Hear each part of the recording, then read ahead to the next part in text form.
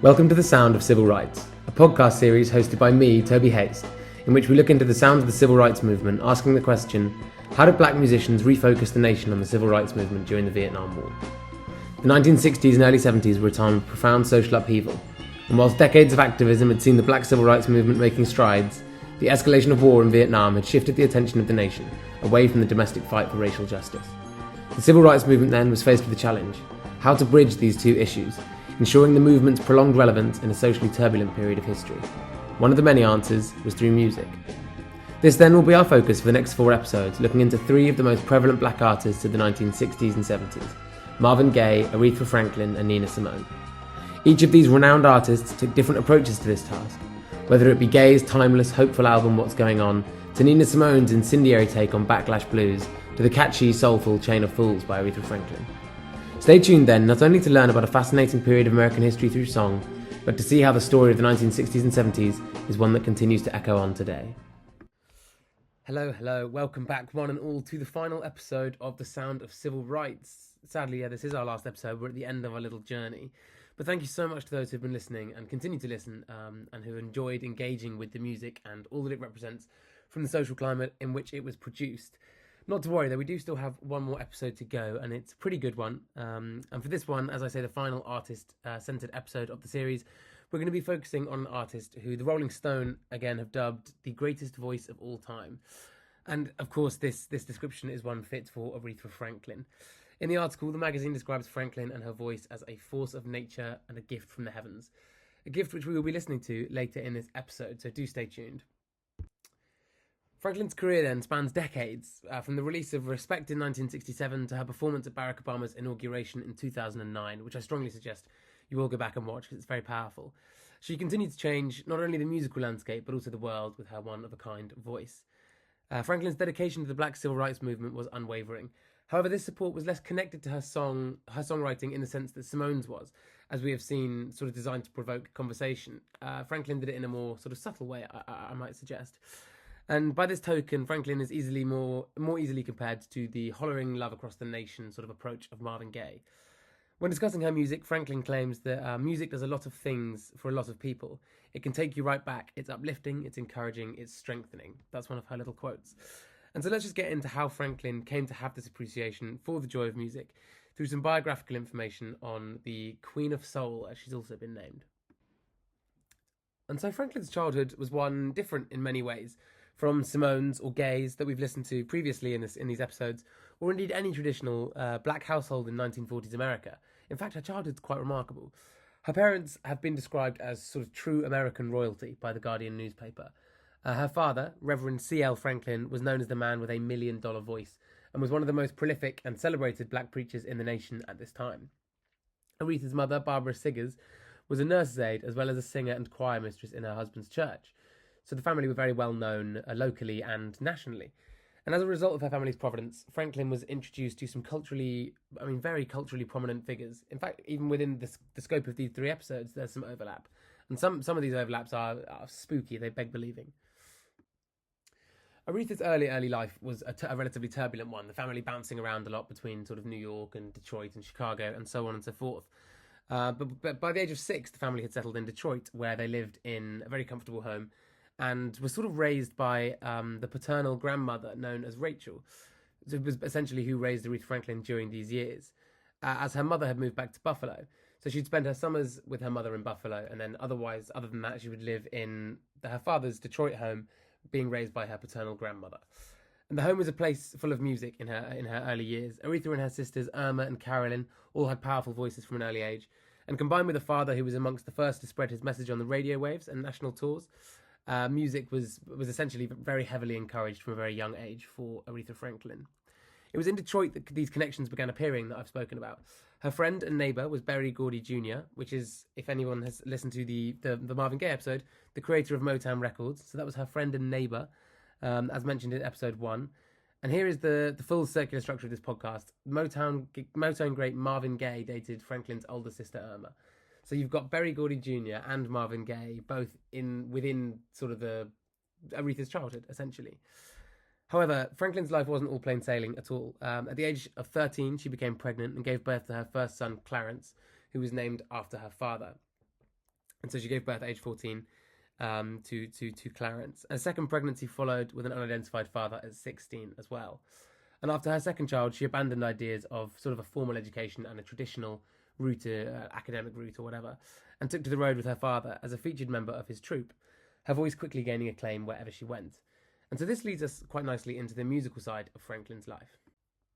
Of course, Aretha's musical brilliance didn't take long to be acknowledged and was first noticed by the public on tour with her father. However, from this point, it didn't take very long to go solo at all. Her first album release was called Aretha, fittingly, and was in 1961, and it sold about 300,000 copies, including reissues, which often, so it didn't sell particularly well, but with reissues, after the fact, it's done a bit better since then. And from that point, there was essentially no turning back. The genie of Franklin was very much out of the bottle. As I'm sure many of you are aware, her most well-known hit came in the form of revamping Otis Redding's "Respect" alongside her sisters to create one of the most successful tunes of all time. I'm sure you all know that one. But interestingly, many people forget that it's originally an Otis Redding song, and people also are unaware that her sisters are also the backing singers on that song, which I think is fascinating. And so here we start to see her independence as an artist and what she's able to do with her music. Respect was written by Otis Redding, originally from the perspective of a man asking for respect when he arrives home from work. However, in Franklin's rewrite, she changes the tone. The song dedicated to the respect of all women. It's a very feminist empowerment song, and yeah, evokes that reaction from its audience these days. In the same year as Franklin's Respect, we get onto the choice song of this episode and how it relates back to the Black Civil Rights Movement and the Vietnam War, almost accidentally or inadvertently. And so then, the song we're going to be looking at this week is one well associated with the Vietnam War and the Civil Rights Movement in general, Franklin's Chain of Fools. Before we get into the song itself, I think it's important we take a look at the historical context of the release of the song as to why it's become such an anthem for soldiers abroad. And so the song's release is in November 1967. It was originally conceptualized as a woman rejecting the idea of being a part of a sort of chain of fools of her husband, cheating, so being part of, a long line of people with which the husband would cheat on. That was the original meaning and intention of the song. However, the audience would sort of change that meaning and take it in a different way. At the time of its release, the Vietnam War raged on overseas, of course. Just 2 months later came the Tet Offensive, which is the Viet Cong's heaviest blow on the United States throughout the war. By the end of this offensive, sort of despite its failure, the US death toll rose to over 20,000, and this sparked a massive national response in the form of protests and riots. In April 1968, riots broke out in New York in response to the attack, putting pressure on Johnson and Congress to reconsider their dedication to the war. But then came a moment which would go on to define both the civil rights movement as well as Franklin's Chain of Fools to a massive extent, and it was the assassination, of course, of Martin Luther King on April the 4th, 1968.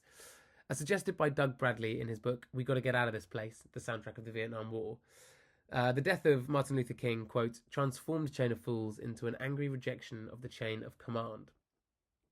Now, naturally, this was poignant in a domestic sense. The chain of fools, inverted commas, being seen as a white president and ruling classes, dragging the black working classes into a war which had nothing to do with them, as is famously described by Muhammad Ali just a year prior to this, as he's quoted as saying, "I ain't got no quarrel with them Viet Cong." But this song was particularly well received amongst those on the battlefields in sort of southeastern Asia, the chain of fools symbolising the white-dominated military hierarchies, peddling a war leading to the death of tens of thousands of Americans. And so, despite not being written or intended to have any semblance necessarily, or at least direct semblance to the Vietnam War, the song and Franklin herself became integral parts of the resistance movement in black communities. And this is echoed by author and historian Lee Anderson in his novel Battle Notes, Music of the Vietnam War. And in this book he states, quote, although songs like Chain of Fools didn't directly address the war, tapes of Franklin's music became as an integral a part of the field kits as C rations and morphine, unquote. Now that's fascinating, isn't it? This is, as Lee Anderson is suggesting, Franklin's music and her the tune Chain of Fools specifically is as significant as C rations and morphine. But hey, we should probably figure out exactly why this is. So it's time for me to stop talking. Again, it's that time of the episode, and it's time to give it a listen. With this one, I want to ask you another question, as I always do. I want you to try and focus on the musical composition itself, the way the beats fall, the cadence of Franklin's vocals, and sort of how this affects the overall feeling of the song. Is it steady? Is it a steady beat, or is it unsteady? And what might this mean in terms of communication? So just have a little think as you're listening. to the music itself. Obviously, the lyrics mean their own thing, and the way she performs, as we've discussed with Simone, also very important. But yeah, have a little listen to the actual music behind all of that, and see how that makes you feel, and what it might have made people in the 1960s and 70s feel in this context. So yeah, enjoy. Change, change, change, change, change, change, change, change, change, change, change, change, change, change, change, change of food. For 5 long years, I thought you were my man, but I found out I'm just a link in your chain. Oh, you got me where you want me. I ain't nothing but your fool. You treat me mean.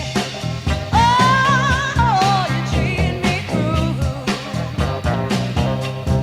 Change, change, change, change, change, change of food. Every chain has got a weak link. I might be weak side, but I'll give it strength. Oh, you told me to leave you alone. My father said, come on home. My doctor said, take it easy. Oh, but you love it. And so there it is, folks. I hope you enjoyed that. It's an absolute classic, isn't it? Chain of Fools by Aretha Franklin. I feel like it's a song I definitely heard this song growing up, but I can't exactly pinpoint where or why or when. But it's a tune that's very familiar, and it's an interesting little case study for this podcast.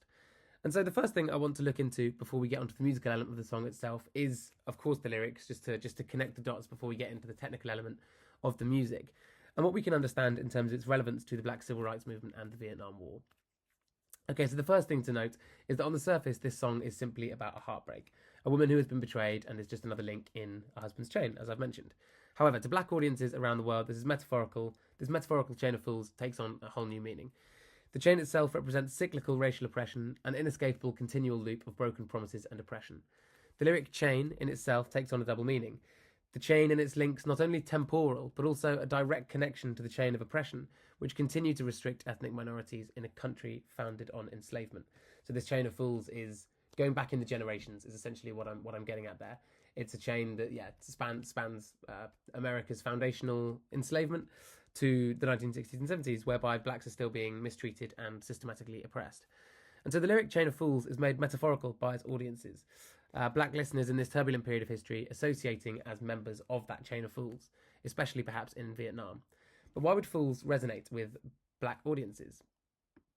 So civil rights legislation passed by Lyndon B. Johnson, he's coming up again, in 1964, stated that it would provide, quote, an injunctive relief against discrimination in public accommodations. Essentially, so that's unquote, essentially outlawing the discrimination of ethnic minorities in public spaces, as well as schools and federally funded establishments. And on paper, of course, this is a huge deal. It spells theoretically the beginning of the end of racial injustice in the US, creating a sense of hopefulness within the Black Civil Rights Movement. And this is sort of around its pinnacle, a year after I Have a Dream, so on and so forth. The Black Civil Rights Movement is in full swing. But this hope was soon defied by the racial segregation present throughout the Vietnam War, and as well as the assassinations, as I've already spoken about, of MLK, Malcolm X, and other prevalent civil rights activists. And so, metaphorically, these hopeful black communities are essentially taken for fools for thinking that it would be a simple path to equality. And perhaps that's why this chain of fools is one that's so easily associated with by black communities. The lyric Chain of Fools then continues to grow in significance, year on year, event on event, as the metaphorical chain grows longer and longer with each milestone event, proving that racial injustice is still very prevalent. For example, events such as the assassination of King, to the beating of Rodney King in 1991 in LA, to the abuse and murder of George Floyd in 2020. This is all just perpetuating the chain in a manner of speaking. So these events and many others illustrate that the chain continues to grow. The black civil rights movement are still at the mercy of systematic oppression and the generic race attitudes which perforate through the US and the world. Okay, so moving on from lyrics to discuss what I kind of asked you guys to have a think about was the song's musical composition and how it coalesces with the unsteady cadence of Franklin's lyricism and vocals, which are of course very important. But onto the musicianship of the song itself. So the bassist in Franklin's band at this time was a man named Tommy Colbis, and it's Colbis who adds to this song's political message. And so to get slightly technical, I've done a lot of research on this song because it's super interesting musically. Colbis's bass line essentially falls an eighth of a bar earlier on the downbeat throughout the song. So it's basically coming slightly before the downbeat. And essentially what that does is it provides two effects. For one, it drives the song. It kind of pushes the song on, keeping it going, keeping the tempo sort of high, and maintaining this sort of bluesy swing feel. However, it also creates an unsteady feel because it's not quite we're used to beats falling where they should in modern music, and in this song, like I say, it's an eighth of a beat earlier than what we are used to, and so it kind of gives us this unsteady feeling, and that kind of might resonate with the black population in the sense that there's an unsure future and an unsure future in Vietnam, as well. And so to this end, fellow soul and blues musician Gil Scott-Heron, who is very much a personal hero of mine, is quoted as saying, quote, "Music is a powerful tool in its ability to communicate. It can assist in the organisation of communities." And perhaps this is where Franklin's true majesty begins to shine, her ability to use music as a form of language to communicate with her audience. Franklin's popularity very much gave her the platform to organise communities, as Gil Scott-Heron suggests, communicating to racial minorities across the country. And these ideas begin to sort of shed light on a different way in which music can communicate. Whilst the narrative behind Chain of Fools initially had, as I've said, little to do with the Vietnam War, or indeed race as an issue more generically, it was Franklin's audience that adapted this meaning to fit its purpose at that time. And this brings us onto a fascinating historiographical sort of debate almost, at the centre of which is a British-Jamaican sociologist named Stuart Hall. Now, Hall posits an encoding-decoding idea for understanding the message of mass media and music. And just to briefly explain it, because it's very complex, the encoding decoding message is super interesting and could almost have a whole podcast to itself. But to break it down, encoding as a term, Hall describes as the process and message imbued by the artist. So the artist will encode whatever they want to put into their piece of art, i.e. choosing what to include, framing it in a certain way, or emphasizing certain things more than others. Which, whilst this shows a dedication to the encoding of meaning, does not necessarily mean it will be decoded in the same fashion by the audience. So what the artist encodes, the audience may not decode that same meaning, if that makes sense. And so decoding then falls down to the audience and how the audience receive the intentions of the encoding. Hall stresses that this cannot be a passive act in any way, that the audiences have to actively absorb meaning, so actively decode, which in doing so means that the consumer imparts their own sort of cultural background, personal views, political opinions, or social context, or whatever it might be, onto the product of the creator. Just to give you guys an example to clear it up a little bit, if you've heard of the song The Snake by Al Wilson, it's a fantastic song, whereby a song is written about a metaphorical snake that comes into the house and eventually bites the person who saved it. Which Donald Trump adulterated, in my opinion, into representing migration and illegal migrants in the US, essentially likening the snake to the migrant. So Al Wilson has encoded a meaning, and Donald Trump, in Trumpian fashion, has decoded a very, very different one. Just as an example of Hall's encoding-decoding hypothesis. But in the context of Franklin and Chain of Fools then, Franklin's encoding theoretically had very little to do with race or the Vietnam War. However, the song's audience chose to decode it, fitting the contemporary issues of the 1960s. And so onto the themes of the song and what we can sort of learn from it. And the first place I wanted to start with this is the organisation of community and the potential reach of music. And I really want to start with a quote which illustrates the power of this reach, with a comedian, author, activist and social critic named Dick Gregory, who hints at this potential. He says, "You'd hear Aretha 3 or 4 times an hour. You'd only hear Martin Luther King once a day on the news." So Gregory's quote is one that enlightens us, looking back. Naturally, we associate the Black Civil Rights Movement with the activist speakers like King and Malcolm X, perhaps omitting the impact at times of artists and their messages. And through Gregory, I think it's a fascinating quote. Through Gregory, we start to understand the impact of the reach that artists like Franklin, Gay and Simone possessed. 3 to 4 times an hour, where you'd only hear Martin Luther King once a day if you were lucky. Combine this exposure to her music then with the way in which it was being received, both at home and abroad, and the impact of Franklin's music cannot be understated in any way. Just simply by creating music, Franklin recentered the Black Civil Rights Movement in the frame of national conversation. But what's interesting about Chain of Fools is that Franklin achieved this goal almost inadvertently. Like I say, there's no concrete lyric that points to racial issues or the Vietnam War. It's not explicit in the same way that maybe Nina Simone or Marvin Gaye were. It was simply her vocal brilliance and musical composition inspiring those in Vietnam and in the US, showing that a black woman could conquer the US music scene, I suppose. And so the song took on a distinct connection to the war itself, whilst retaining its sort of soulful character. An academic and author, Brian Ward, sort of leans on this element of Franklin's prowess, suggesting that, quote, engaged soul songs of the 1960s used the sounds of soul rather than direct invocations of race, Jim Crow, or the movement to make their racial provenance and political relevance obvious. And I think that's about as poignant a quote as you'll find for a song like Chain of Fools. And so this is essentially exactly with Franklin, and is exactly what she's doing. Just by sticking to her voice and sort of sound of soul, she's able to reframe the Vietnam War and the Black Civil Rights Movement just through those sort of techniques, as opposed to having to be explicit about, the Jim Crow, etc. And so this is just what I want you to take away from this episode, I think. I want you to consider this with every sort of Franklin song you hear, or in fact Simone or Gaye for that matter. Throughout the series, we focused on sort of various elements that can create meaning in song, whether it be lyrical, performance, or in this case, the meaning encoded in the musical style itself. And so these issues dealt with by the artists are foundational in Western capitalist society, meaning songs such as Chain of Fools can be listened to in much the same way as they once resonated with American soldiers and civilians in the 1970s. So essentially what I'm asking you guys to do is, even if it's inexplicit, just maybe consider the ways in which people resist certain power struggles. It's a Michel Foucault quote, isn't it? Where there is power, there is resistance. And in every piece of music, there might be a resistance, or it might be inadvertent, or it might be clear. But just to engage with this music is essentially what I want you guys to take away. And so with that, I'm afraid we have reached the end of this episode on Aretha Franklin, and with it, sort of the conclusion of our journey through the extraordinary music and cultural legacy of the 1960s and 70s. I think a pivotal era of at least Western history and international history, brought to life through the voices of some of the greatest singer-songwriters in history, ones that we all know and love.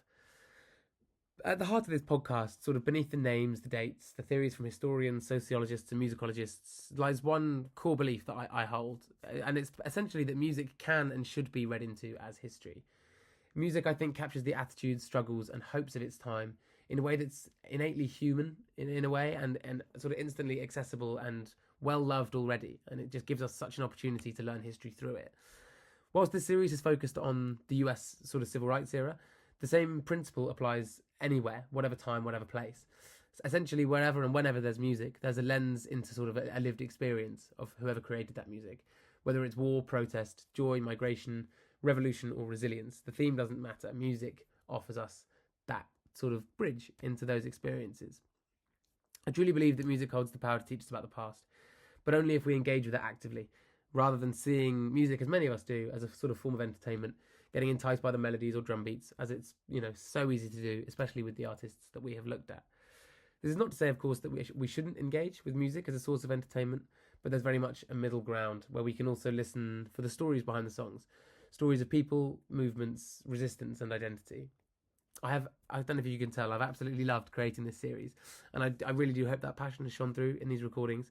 I think it's fundamental that we owe it to ourselves and to generations past to be curious, to engage with culture critically, and to uncover sort of the hidden histories that hide or live in plain sight, or in this case, I suppose, plain sound.